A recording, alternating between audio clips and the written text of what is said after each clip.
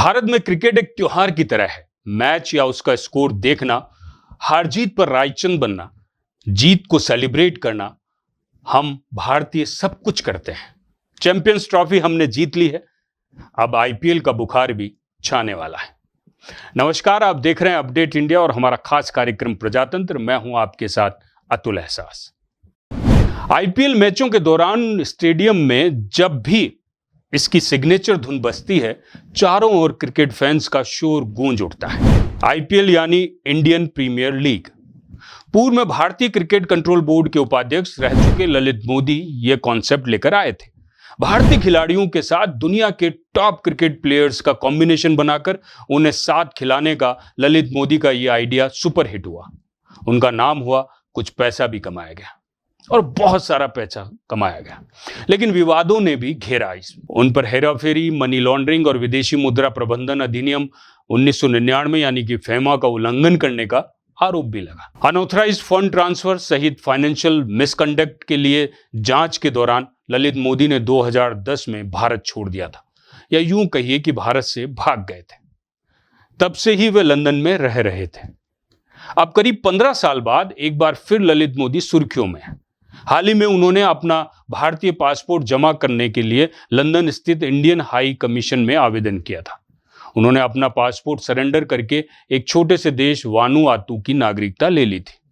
अपना पासपोर्ट मतलब Indian passport, लेकिन अब उन्हें बड़ा झटका लगा है। वानुआतू के प्रधानमंत्री जोथम नापत ने अपने देश की नागरिकता आयोग को ललित मोदी को जारी पासपोर्ट रद्द करने का आदेश दे दिया। वानुआतू डेली पोस्ट की रिपोर्ट की माने तो सरकार ने यह फैसला उन रिपोर्ट्स के आधार पर लिया है जिनमें यह दावा किया गया है कि ललित मोदी भारत में प्रत्यर्पण से बचने की कोशिश कर रहे हैं।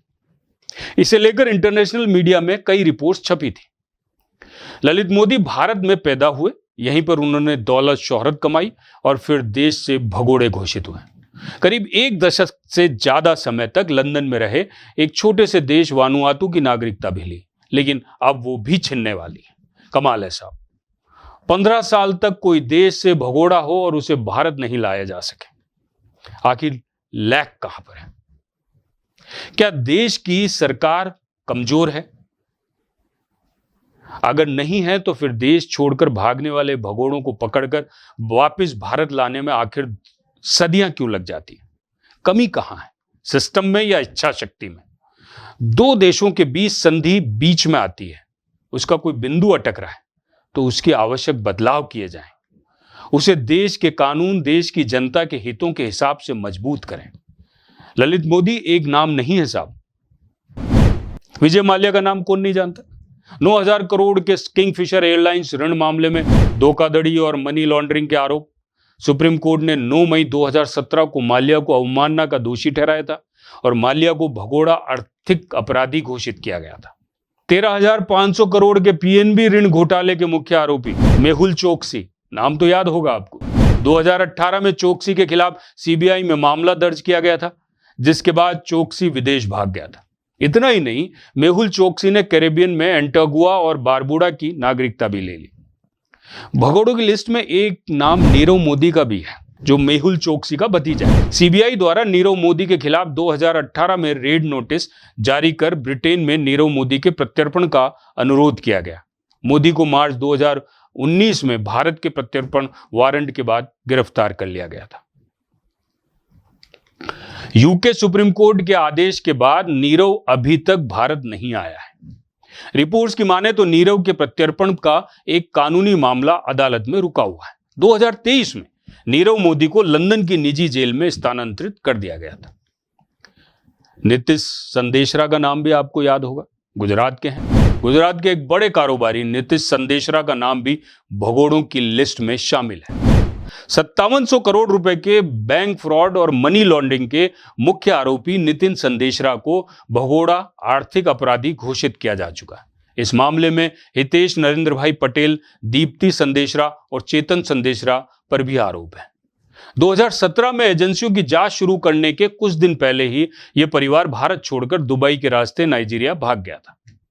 संदेशरा परिवार ने उसी समय से नाइजीरिया और अल्बानिया जैसे देशों की नागरिकता ले रखी है। विनय मिश्रा एक नाम और है साहब।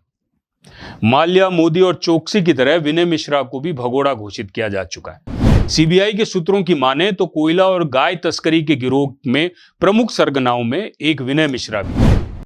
सजा से बचने के लिए विदेश भाग गया और वहां की नागरिकता ले ली। ललित मोदी अमीर है, काफी पैसे वाले हैं, इसलिए वे लंदन में हैं, सरवाइव कर सकते हैं। बाकी भगोड़े भी देश का पैसा, आपके और हमारे टैक्स का पैसा धोखाधड़ी से हड़प कर विदेश में ऐश की जिंदगी जी रहे हैं और सरवाइव कर रहे हैं। लेकिन आप और हम ऐसा नहीं कर सकते हैं। ये लिस्ट लंबी है। देश की जनता केंद्र सरकार की ओर उम्मीद भरी नजरों से देखती आ रही है कि ये लिस्ट कभी तो छोटी होगी। उम्मीद टूटी हुई ही है, लेकिन आगे भी टूटती रहेगी। जनता को दर्द बहुत होगा साहब, और इस दर्द का बदला वो चुनाव के दिन बटन दबाकर लेगी, ये तय मानकर चलिए। सरकार की इस ढीली कार्रवाई से, लीपापोती से या ऐसे रवैयों से पब्लिक में यही मैसेज जाता है कि यदि आपके पास पैसा है तो कानून से बचने के लिए आप देश से बाहर भाग सकते हैं। एक चौपाई की कुछ पंक्तियां याद आती है, समृद्ध को नहीं दोष गुसाई। प्रजातंत्र की इस पेशकश में इतना ही। देखते रहिए अपडेट इंडिया। नमस्कार, जय भारत।